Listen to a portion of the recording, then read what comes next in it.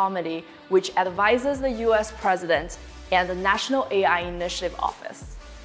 A Rhodes Scholar, he has a Doctorate of Philosophy, Master of Science, Master of Arts from Oxford in AI and Robotics, Mathematics, and Computer Science. A Bachelor of Science from the University of Zimbabwe. James is joined by Alexander Wang, CEO and founder at Scale. Alex, over to you. James, I'm so excited for this conversation. Thanks for coming by. Well, thank you so much for having me. I've been wanting to do this for such a long time, and I'm just thrilled to be here. I think we're gonna have an incredible conversation, and so let's dive right in. You know, it's really inspiring to be able to chat with somebody who not only obviously understands the technical fundamentals of artificial intelligence and much of the history, frankly, so deeply, while also being so tuned in and thoughtful about the policy components and its implications on society. And so I think this will be a really amazing conversation. Well, I'm actually just thrilled because you've actually built a company that actually does this, which is amazing. Well, a lot of mutual admiration. So I'd love to just start by talking about your background. You know, you spent a lot of time studying both sort of hard sciences and science as well as humanities in your studies both in Zimbabwe as well as at Oxford. And so I'd love to hear a little bit about that. How did you think about what to study? How did you guide your sort of interests early on? Well, it's interesting for me because I grew up wanting to be an astronaut, actually. Oh, wow. That's kind of what I grew up wanting to do. And that wasn't going to happen for lots of reasons. But so my undergraduate degree was actually in electrical engineering. And then when I went to grad school, I did a combination of mathematics and computer science. So I did a double master's thing. And then I did my PhD in AI and robotics. So the humanities were really kind of moonlighting. I just took extra courses and classes in other things. But actually, my core studies were all math, computer science, and engineering. But I was always interested in, I think part of the reason I was interested in the humanities was I've always seen technology as having an impact in society more broadly.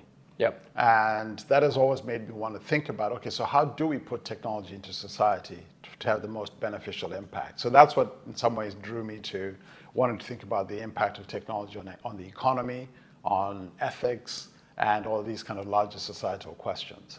Yep. And obviously we'll snake through all those topics here in a moment. And then you found your way through. You did some work at JPL. You did some more research at MIT. You worked at McKinsey for a bit, and then eventually found your way to Google. Maybe walk me through just at a high level how each of these twists and turns. What were some of the things that excited you about each move, and what continues to sort of inspire you? I think the work at JPL, that was me still trying to be an astronaut, actually, except that I wasn't going to be an astronaut. So it turned out that a lot of the research that I was doing at Oxford in machine perception, machine learning, was actually very applicable to the Mars rover vehicle projects that were going on at JPL. So I was actually visiting scientists there in the man-machine systems group, because we were trying to build these systems that simultaneously kind of learn their environment through machine learning and other techniques, and then try to build maps of where they are so they can actually plan actions within that environment. It's the kind of thing you need to do if you're going to send a probe to some far-off place where you can't always manage it remotely. So that's what was interesting to me about that work. And then I went to McKinsey afterwards, and that was mostly driven by the desire to say, well, rather than work in these very narrow but very deep areas, how do I think about the impact of technology more broadly in the world? So that was kind of interesting to, in some ways, discover business, discover the economy, discover these larger spaces that technology has to play in.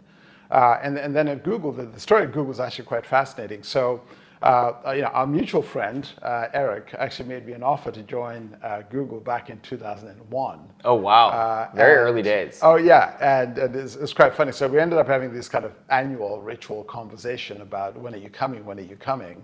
And then finally, Sundar convinced me. And part of what was interesting about when Sundar finally and others finally convinced me was just a desire to go back to work more deeply with technology and what the cutting edge of AI was actually doing at that time.